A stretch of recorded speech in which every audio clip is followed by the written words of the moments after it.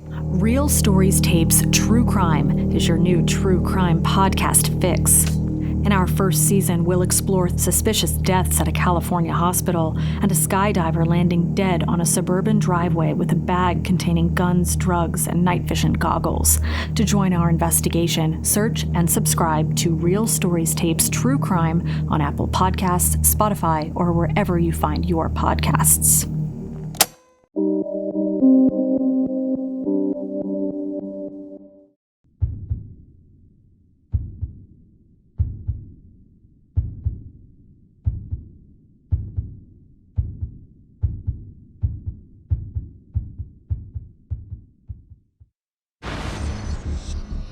November 1990, Reigate, Surrey. Like a scene from a movie, gunmen ambush a Securicor van carrying large amounts of money. But the police are one step ahead and about to crack the biggest South London crime family since the Richardsons. In the 20s, a different family was controlling the streets of South London. One of them, the so-called Queen, Alice Diamond, was about to lose control and bring about her downfall. Her gang of 40 thieves was the biggest shoplifting network Britain had ever seen. In this programme, we're going to be looking at two gangs, both from different eras, but both fighting over the same piece of South London turf. We'll be looking at one of the oldest and longest running gangs of all time to see why they were so successful. And what happened to that same South London turf after the 60s, and how the gangs there have remained in competition ever since.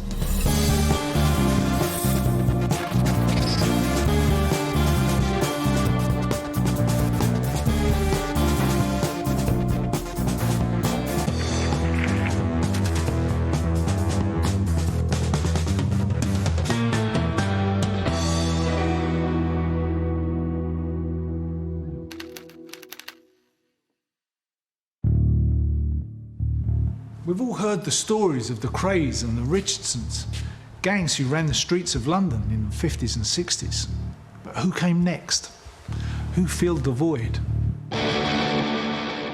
One gang who came to prominence was certain members of a Turkish Cypriot family from South East London. They were four brothers, Bakir, Mehmet, Dennis and Dogan, known as the Kings of the Old Kent Road, and their name, the Arifs.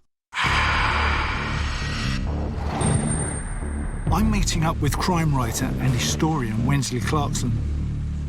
I want to find out who the Arifs took over from in South London. Where we're sitting today, this used to be Richardson area. This was all the Richardson Manor, right the way up to the Thames. I mean, they really ruled it. Yeah, every pub along the Old Kent Road and in the back streets, they had a say in how it was run. Yeah. There were a wonderful array of drinking clubs, Spielers, if you go back even further to the late 50s, early 60s.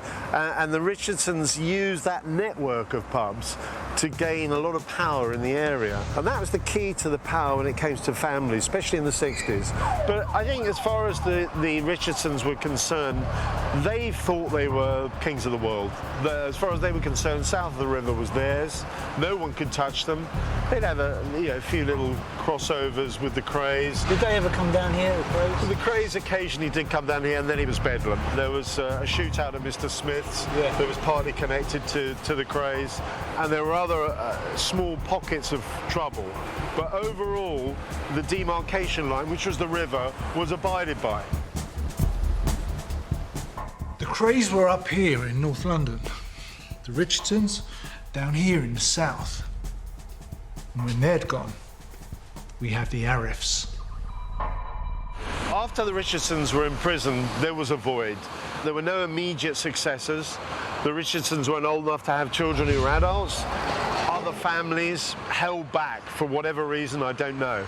But that pocket, that void, enabled a number of much more ruthless criminals to come onto the scene, particularly the four brothers who'd come over to South London from northern Cyprus during the 60s and early 70s, and they were determined to make their mark. This used to be their patch. They brought up pubs, clubs and restaurants. Between them, they also made their money from armed robberies and drug trafficking. They had amazing contacts in Turkey, which was part of the heroin trail from India. How else did they make money then?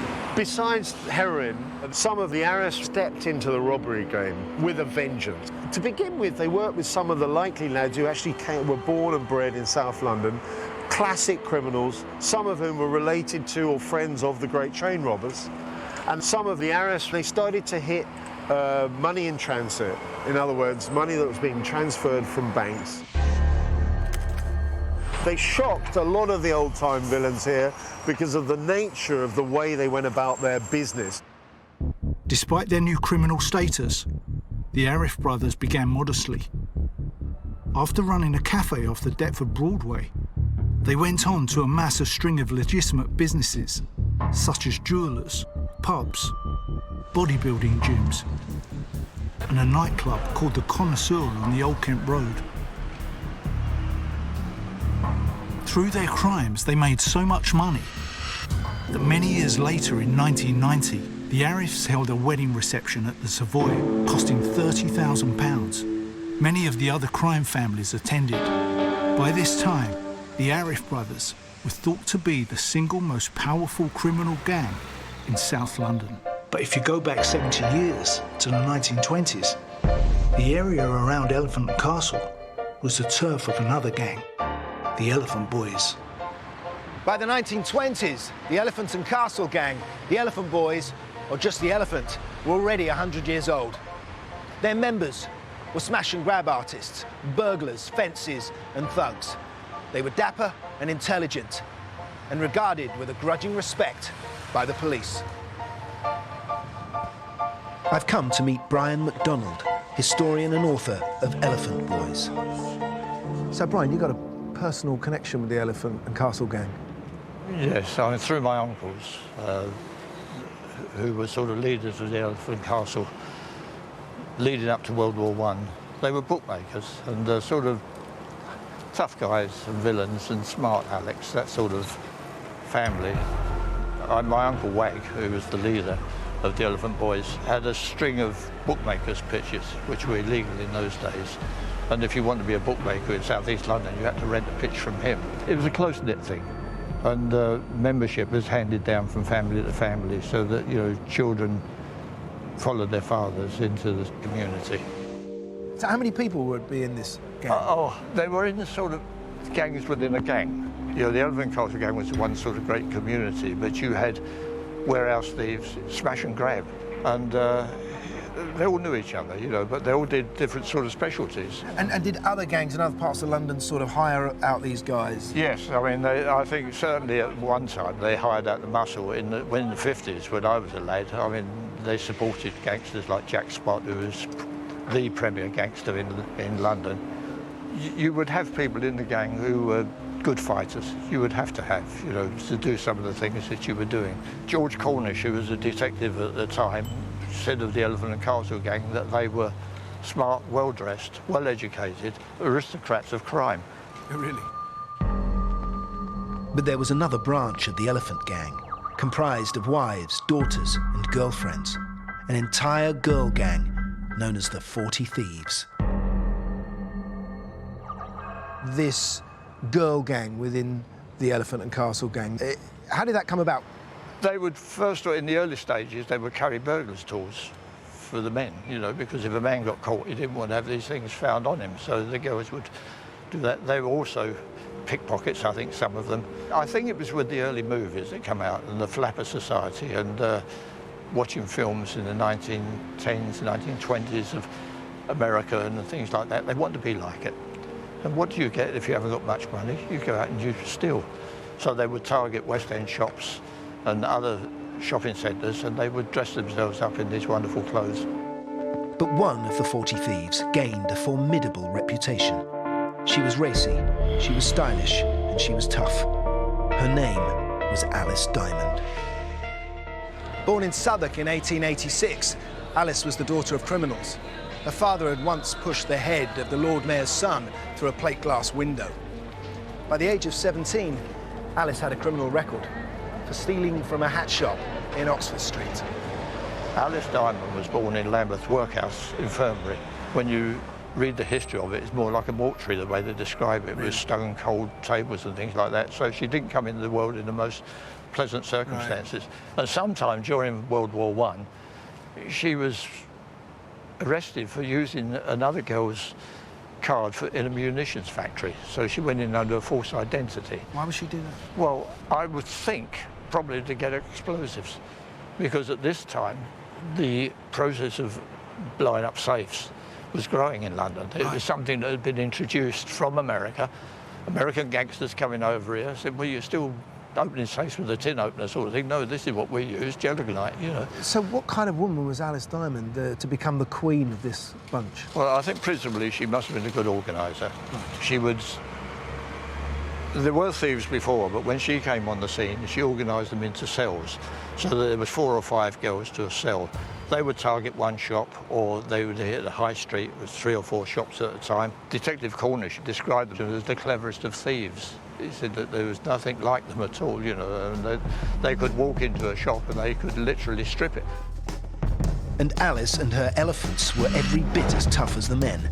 They said her punch was as strong as a man's, and the diamond rings covering her fingers caused maximum damage.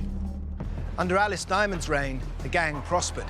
She masterminded the largest shoplifting operation ever seen in this country. But it wouldn't be robbery that would be her downfall. By the late 80s, the 4 Arif brothers, Bakir, Mehmet, Dennis and Dogan, were the #1 crime family in South London. They had enough money to indulge any passion. They could relax and enjoy the lifestyles of millionaires. Dogan had funded and managed his own football team. Fisher Athletic nearly made it into the 4th division, but that was their only indulgence. The Arif brothers kept grafting. In 1993, Dogan was convicted of being knowingly concerned in the fraudulent evasion of the prohibition of cannabis. The smuggling operation involved the shipment of 2.5 tons of cannabis with a street value in the United Kingdom of some £8.5 million. Like all big outfits, the further the Arifs distanced themselves from their operations, the less likely they were to be caught. But they were an old-fashioned gang at heart. They liked to get their hands dirty. It was more of a matter of honour, and it told everyone else on the manor just who was in charge. The police didn't want another powerful crime family taking root in South London. So they set up a special squad with the sole purpose of targeting the Arifs. It was only a matter of time. In the 80s, the Arifs were kings. They were running everything. They seemed to be getting away with everything. Even when they got nicked, they got off. Yeah, they really were becoming legendary figures. But then in late 1990, everything started to unravel. They decided to hold up a security van in Reigate in Surrey. What they didn't realise was that one of their associates had tipped off the police, who in fact encouraged the entire robbery to still go ahead. On the 27th of November, 2 of the gang set off. They tracked the Securicor van on its way to Reigate. The van was carrying large amounts of money to branches of Barclays Bank. Mehmet and Dennis Arif were on the job themselves, along with Dennis's brother-in-law and a hardened armed robber called Kenny Baker. They all tooled up with an assortment of guns. But unknown to them, the police were all on red alert. The Securicor van had become the bait, and the Arifs the catch. In the centre of Reigate, the Securicor van pulled over and came to a halt. The security van has stopped. The man and woman security guard have got out to go and get a coffee, and the Arifs and their friends swoop, and they swoop with a vengeance.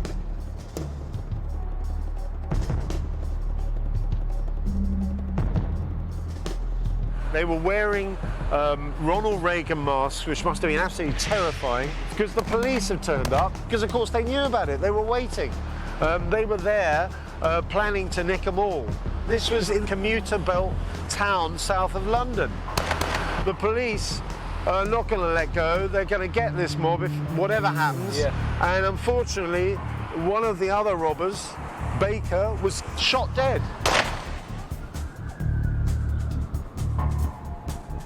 The Arifs were nicked.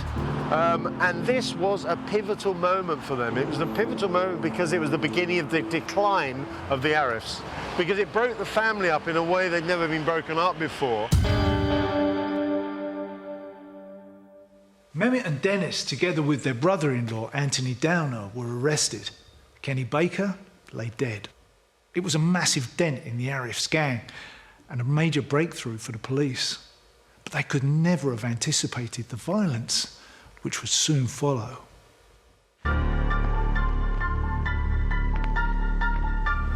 Alice Diamond was no stranger to violence.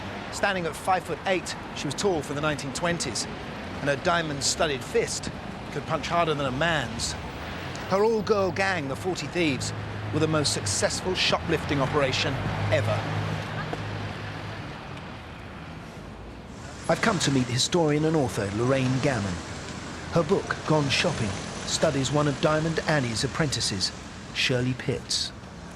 We're standing outside of one of their theatres of operation, just off Oxford Street.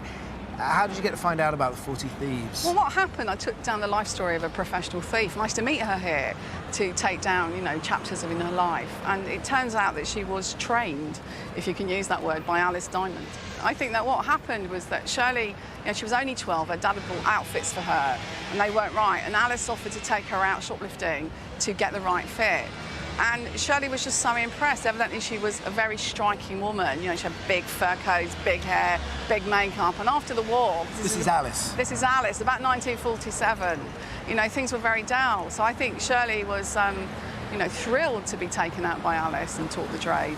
But tell me about Alice. What do you know about her? What kind of a character was she in the 20s? And why did she become queen of the 40 Thieves? Well, I think what happened is she was from a crime family. And so you have to remember that poverty was part of the motivation. Like, there wasn't a welfare state, people were poor, and they looked to find ways to make money. And shoplifting was something that Alice could do, and she had all the connections to make it work. So she could sell the clothes she stole, she could get lots of people to go with her and work with her. Right. And she was quite a forceful person, I gather. I do think that what was really interesting, they were like the first Avon ladies. They had these networks, and they just sold crooked gear, not cosmetics, you know. And they networked through their friends and relatives, through the women, actually. So the guys might have turned up in the pub and made the deal with Alice. Once she'd gone to meet, you know, the wives and girlfriends, then they had a network set up, almost. So if you have a gang who are going out every day, I mean, the amounts are staggering, really, what a very small group of prolific offenders can actually steal. And I think what is interesting and somewhat exciting about this gang is that they're not stealing to make money to buy drugs or anything. They are stealing to look more glamorous and to live better and to maybe raise their social status. I think that's absolutely right. With Shirley's account, you know, she talked about seeing for the first time the toilets in Selfridges. You know, there she is in her schoolgirl's outfit with, you know, straw bloater as a decoy so the 40 Thieves can try clothes on her. And she finally goes to the toilet and she said it was wonderful. It was all glass and beautiful soap, and she wanted to live like that. So, yeah, they were aspirational, absolutely. Just like Fagin, you know, corrupted a network, Alice was able to do that too, but she was very organised. And I think that we shouldn't underestimate the way she managed to mobilise them, almost like a female general, sort of getting them on time, getting them in the car, making sure the boot was packed to sufficient amounts. Right. The Elephant Boys saw her as the perfect candidate to lead their female army of shoplifters. In 1916, aged 20, Alice Diamond became queen of the 40 Thieves and would transform them. Dressed in specially tailored clothes complete with hidden pockets, Diamond and her crew raided some of the West End's biggest stores: Debenhams, D.H. Evans, Selfridges and Whiteley's. Diamond's girls dressed smart. They never wore any stolen goods, and they gave the impression they were cut from finer cloth. But underneath their glamorous outfits were hidden surprises. Their jackets had deep inside pockets to contain plundered goods. Tailored cummerbunds, muffs, skirts, and even hats sewn with hidden pockets. One key innovation was to wear extra voluminous knickers to hide their ill-gotten gains. And they had a name for the knickers, didn't Yeah, they were called hoisting knickers, like from to hoist. And so that's how they got the name the Oysters. But that's what I like, because hoister becomes oyster if you drop the H. The oyster knickers is great. I love that. I'm sure we could make them now. They like to steal small, exclusive things. Then there was lingerie, silk, designer clothes, furs, leather goods. It all just vanished. How would they do a raid on, say, one of the shops here? Well, what would happen? They'd arrive probably by car and park somewhere sneaky. And the car was very important. It needed a big boot so they could go backwards and forwards and load up. And they would all carry identical type bags and gradually go in the shops one by one. The first two would start loading the gear. The next person to come in would swap the bag and take the others out. And so there's only one chance of one person being arrested, while the others gradually moved around them. And sometimes they'd create a distraction, so they'd pretend to faint or if they were taken ill, and then cause a big havoc in the store. And so people were looking at the wrong thing. But actually, a lot of the technique was about rolling the stuff very small and packing it in. And you have to remember, nowadays we have very different types of technology. We have CCTV, we have all sorts of detection networks. Then it was a free-for-all. And so the women were very good at, in smaller places, crowding the play. So if it was the bag section of Selfridges, if you've got 14 people in there and only 2 are stealing, that's quite a nice distraction. That's why they were called the 40 Thieves, because there was a lot of them. But it wasn't robbery that would be Alice's downfall. In 1925, she took her gang to carry out a brutal attack on a male gang member she'd fallen out with. And this time, events would overtake her. 27th of November 1990, a gang, including Dennis and Mehmet Arif, had ambushed a Securicor van that had pulled up on a garage forecourt in Reigate, Surrey. But the police had ambushed them, arresting 3 of the gang and leaving one of them, Kenny Baker, dead. Mehmet Arif pleaded guilty. Dennis and Mehmet were jailed for many years. The Arifs looked weakened, but then fractions between other rival gangs, the Brindles and the Dailies, and involving another member of the Arif family, began. The first incident kicked off in August 1990, when 2 associates of the Brindles threatened rival John Daly in the Queen Elizabeth pub in Walworth. Now the Arifs joined in. They now set upon the Brindles. Cousin of Dogan Arif, drug dealer known as Turkish Abbey, lured a friend of the Brindles into a club basement and shot him. The tit-for-tat killings went on. Turkish Abbey became the next target. In March 1991, he walked with his bull terrier into the William Hill betting shop in Walworth. A gunman was waiting for him. The gunman then squeezed off 2 rounds from his 9mm Browning. Abbey pleaded with him not to kill him. He then grabbed the man from the shop, using him as a human shield, dragged him outside. He was shot again, this time in the back. Turkish Abbey staggered 400 yards to a friend's house on the Kings Lake estate, where he's alleged to have whispered the names of his killers. He died shortly afterwards in hospital. Abbey was like a son to the head of the Arif family. Revenge would be swift. Shortly afterwards, a well-known face was shot at the Arif's Connoisseur Club. He refused to say who had shot him, and apparently, even while he was in hospital, as he spewed up the bullet that had grounded him, he re-swallowed it to prevent any forensic tests. Such was the fear that the Arifs spread across the manor. The police now moved in on Bakir Arif, the Duke. They believed Bakir's business was a front to supply heroin, and at last they had the evidence. In 1999, tape conversations and photographs from their surveillance brought about a conviction of conspiracy to supply heroin worth £12 million. Bekir Arif, then 46 years old, was given 23 years.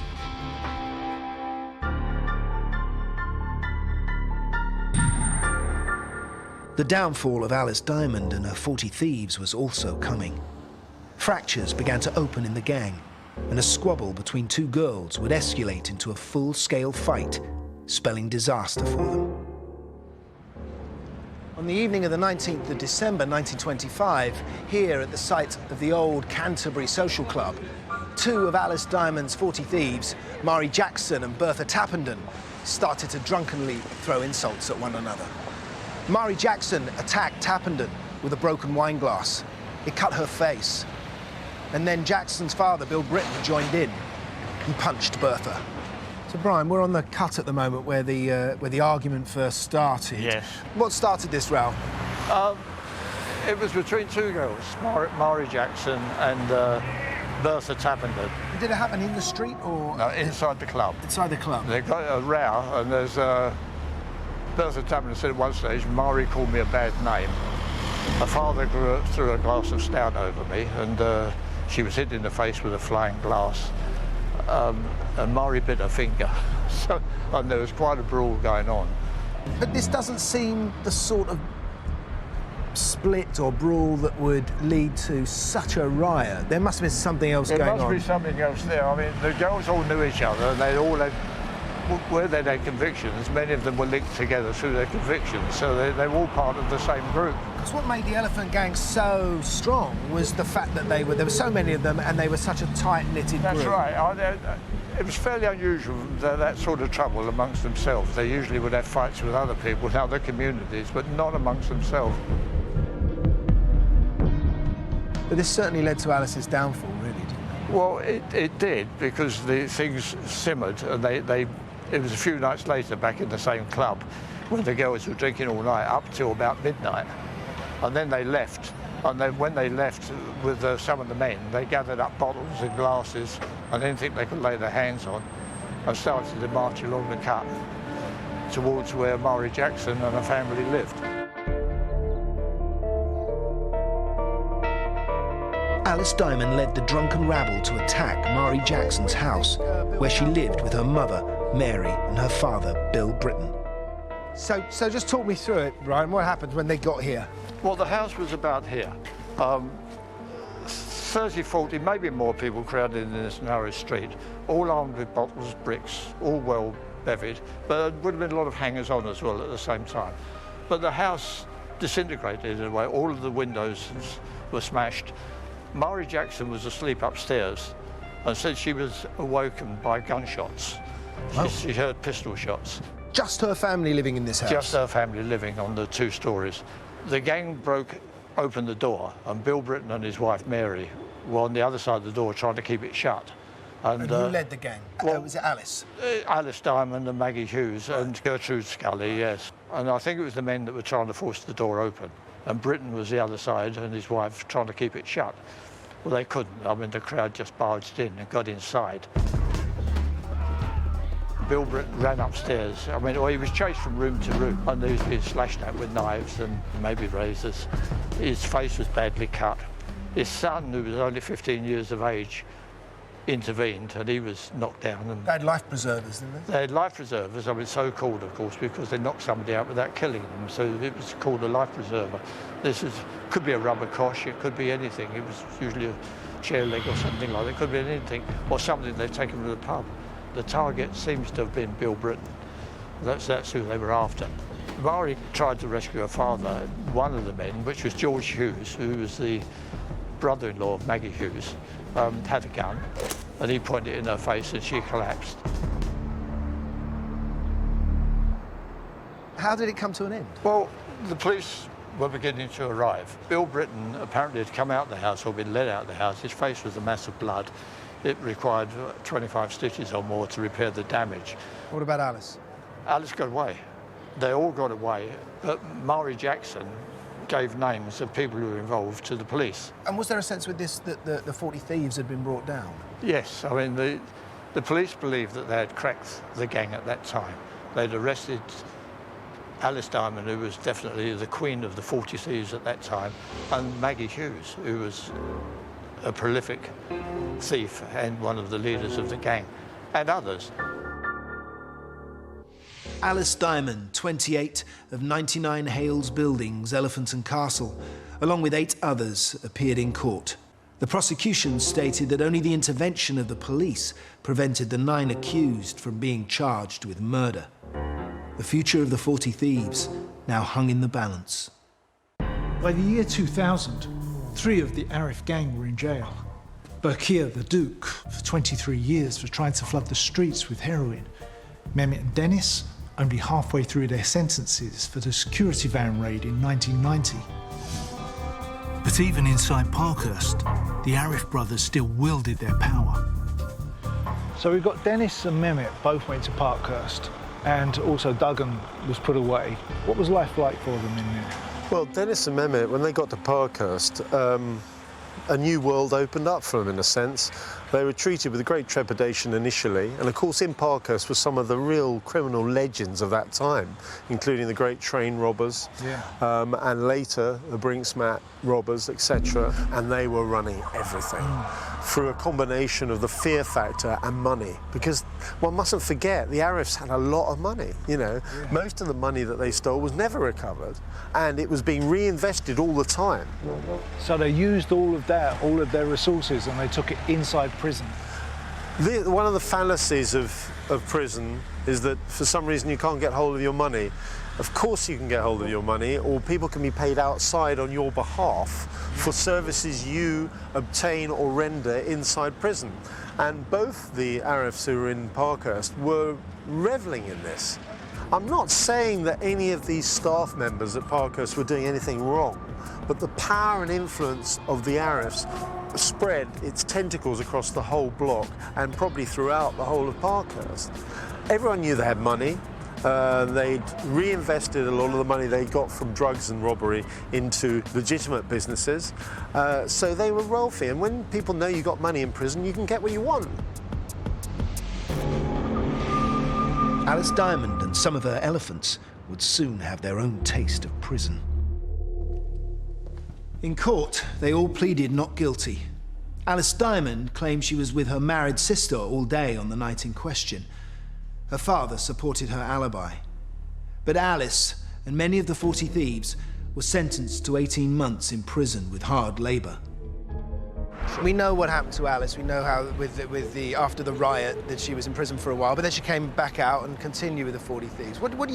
What happened to really break that network up? Well, I think that, you know, after the post-war period, there were different opportunities, and the sort of bombed housing situation meant lots of people moved away. And I suppose the criminal networks continued, but they weren't all located in the same place, because most of them wanted better bathrooms and wanted to go to the new housings that would offer in different places. After the Second World War, with its most notorious members either dead or imprisoned, the influence of the elephants and the 40 Thieves was wearing thin. Security in department stores had been improved, shoplifting became riskier, gentrification saw an end to the gangsters' stomping grounds. Remaining gang members moved out to the suburbs. It was the end of an era. But another would soon begin. A new age of gangs was just around the corner. Alice Diamond passed on her skills to create the next generation of thieves. Alice Diamond tutored Shirley Pitts, the up-and-coming future queen of the 40 Thieves, who was the queen in the 1950s. Shirley Pitts? Shirley Pitts, who was a descendant from the Pitts family, who were one of the sort of gangs involved around the Elephant Castle. What happened to Alice? Alice died in about 1952. Respectively? Yes, she died in Lambeth, but according to one of her family, she'd lost the use of both arms. Her sister died from multiple sclerosis. I don't know if that runs in families, but it's quite possible that Alice had that at that time. What a thing for a shoplifter to lose. It's ironic, yeah. Yeah. So although Alice Diamond had gone, her skills lived on with the new leader of the gang, Shirley Pitts. She started off by playing the part of an innocent schoolgirl. They told her not to speak, but they get her in a perfect, you know, private schoolgirl's uniform with straw bloater. And the point was to march her around and pretend to try on dresses against her. And as they put the hanger against her, that concealed their hands, and they were loading the bag up, and they would be teasing her and, you know, cajoling her to wear these things. So I imagine that they had voices they could use. These are great actresses. Oh, absolutely, and Shirley always could do the Maven. And she described Alice as having plenty of guyver. Do you know that phrase? No. Well, guyver is about having a lot of front and being very plucky, being sort of not scared. And she loved that they had the guyver, and I think she emulated that in her own career. When Shirley died, I mean, because things had moved on, she was buried in a frock that they'd stolen from Harrods.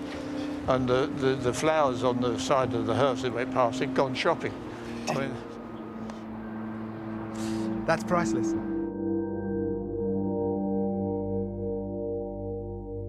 Times moved on also for the Arifs. Some of them had a stab at going straight. When I came here 12 years ago to meet Doug and Arif, this particular building was a slot machine factory. I mean, they're not called one-armed bandits for nothing. And it was a thriving business. There were loads of people working here when I came in here. Doug took me into his office. It was beautifully furnished. He was smoking a cigar. He seemed like a man without a problem in the world. But what's interesting is that it's still here, the building. But more interesting than all of that was Duggan was very proud of the fact there was no cul-de-sac sign at the end of the road telling you it was a dead end. I noticed that as we drove in. Yeah, he loved that. He used to say people would drive down here and they didn't even realise it was a dead end, and that was the way he liked it, because it meant he had them trapped. So what about now? Are they around still, or has it all gone quiet? They're all out of prison now. It hasn't gone quiet in the real sense, but they've reinvested a lot of their funds into other businesses. Two of them at least are now based back in northern Cyprus, where the family came from originally, and they've even dipped their toes into things such as timeshare resorts in northern Cyprus, and they have very strong connections still and businesses on the mainland of Turkey. There's no doubt that beneath the surface, just round here, they have some influence, but it's nowhere near the level it used to be. It's incredible to think that just 30 to 40 years ago, there were vast areas of London controlled by 4 brothers. Yeah. And now we're talking about little satellite criminal gangs operating in streets, just streets alone, not even boroughs. And they are not likely to ever spread their wings in the same way that the Arifs or any of the others, like the Richardsons and the Krays, did before them. Violent, armed and dangerous. The Arifs would take on an armed robbery as well as running a massive drugs importation business. Unlike today's gangland, fractured by postcode territories and paranoia and division, the Arifs were the last of the old-style London gangsters. They aimed big, they worked as a group, people knew who they were, and they feared them.